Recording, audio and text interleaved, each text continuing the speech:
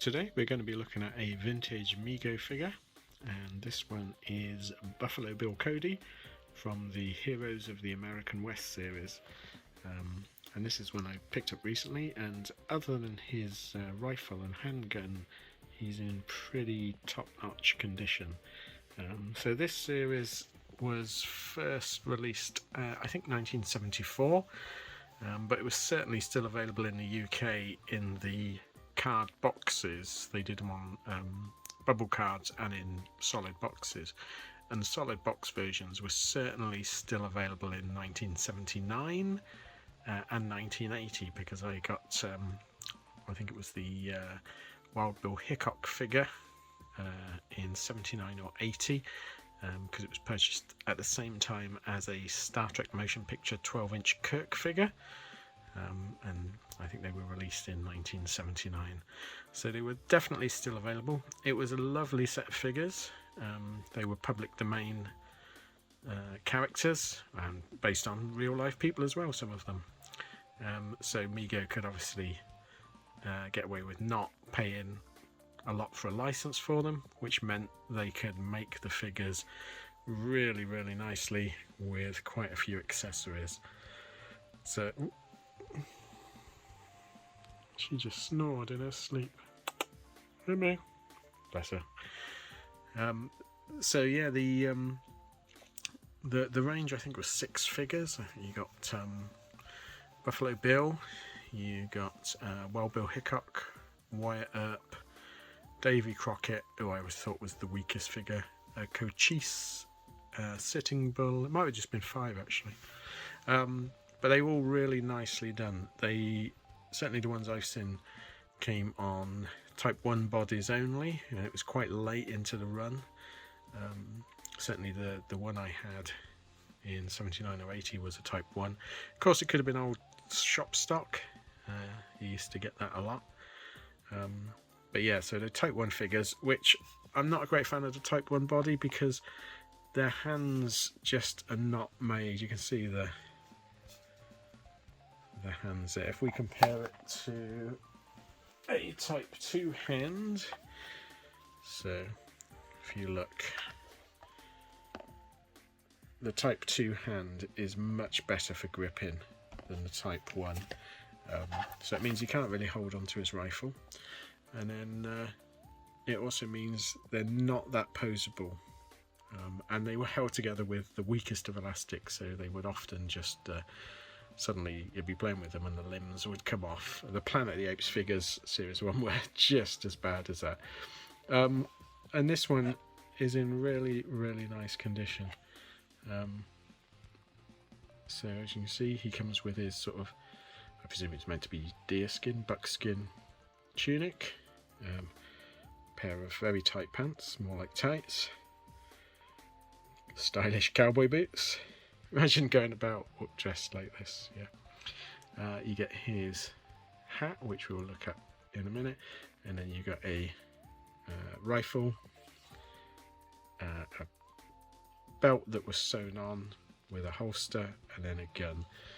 So let's have a look at the parts. So let's look at his face sculpt first. So this was, I think, a reissue of the King Arthur Knights of the Round Table head sculpt, but it works really nicely for Buffalo Bill. So he's got quite long hair at the back, nice, very sort of characterful face, nice paint job on it. They reissued these in the early 80s, but they were much cheaper materials, and the face paints weren't anywhere near as good, and the main difference is he came with a brown hat rather than a white one. And then I think a couple of companies have reproduced these, but again with various sort of differences that you can spot. He's got a slight stain there from his belt, I think. Various differences you can spot, so you can tell the originals fairly easily. And I think the rifles came in a different brown, and certainly the boots were different. You can tell the original boots. So yeah, great. All of these, I think you reused different face sculpts, different head sculpts, I should say. But again, that was the beauty of Mego. They very clever at reusing parts. So let's take his uniform off, and then we'll have a look at the body and the uniform separately.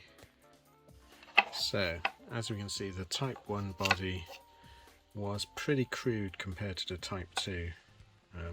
So the joints were quite brittle. It was made out of a cheaper plastic, very much less definition.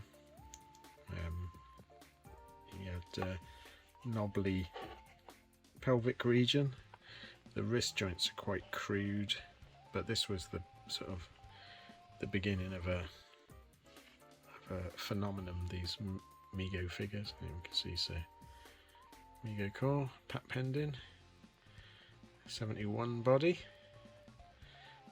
quite posable. This must have been put on a shelf or something, or in a box and never touched, because the joints are still really nice and solid. They tend to get loose when played with, but yeah, so they have a charm, these Type 1 bodies, compared to Type 2. I never used to appreciate them at the time, but I do like them now. Let's have a look at his accoutrement. So it comes, like I say, with some stylish boots. I don't think they were unique. They might have been unique in brown to this figure, but certainly they use these on all of the Western stuff. So you get a pair of boots, you get a pair of sort of tan tights. There's a couple of variations on these. One has an open foot with elastic around it, which is really weird, and modern ones tend to have gold stitching rather than white and go right to the bottom.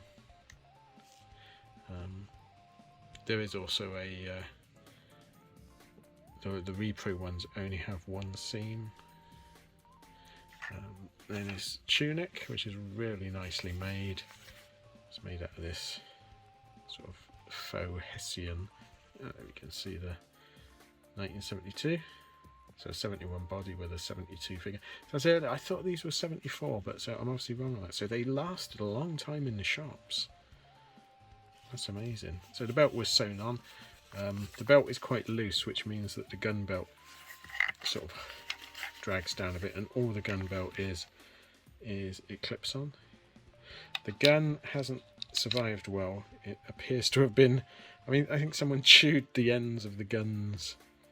So it was originally quite chromy, and that's been played with. It's really weird that the gun has been played with to death. The rest of the figure hasn't. Assuming, of course, that gun came with the original figure. It might have lost the original, and then again, the rifle's got a bit of a chewed tip. And focus, yeah. So you can get reproductions of this one, but they're a bit cruder. And then this lovely pointy hat, which fits very well on the head. I remember as a kid the Wild Bill Hickok one just didn't fit on the head. I lost it almost instantly. It was I got them on a holiday in South Wales as a kid, and we went to this toy shop, I think in Carmarthen, might be wrong, and it had this like a whole wall of Mego figures, and I spent all of my holiday money, and I got a Wild Bill Hickok, a 12-inch Kirk, which I just loved, and I also, weirdly, totally unconnected, I recently got this figure, and I also got a Hutch, but I never got Starsky when I was a kid, just Hutch on his own, but that's not my original one. Yeah, so let's get him dressed and we'll have some final thoughts on this one. Yeah, so to show that sort of bargains can still be had, so this figure, which is all original as far as I can tell, I've done various research using the Mego Museum and that, and it all appears to be original figure and clothing, and I picked this up, I think it was for about 12 or 14 quid on eBay. They normally go for a lot more than that. It's not a range I've collected before, because I tend to collect figures based on properties, so films and that. But I might try and get some of these because they're really nice. They're so nostalgic, and the quality of them is really high. So yeah, I'm going to keep an eye out for some more. I wouldn't mind getting my Wild Bill Hickok one again. I seem to remember he was in a very garish outfit for a sort of a hard gunfighter. But yeah, if you want to see more of these Mego style reviews, then please let me know in the comments. Please like and subscribe if you can. And thanks for watching. I'll see you again next time. Thanks then. Bye.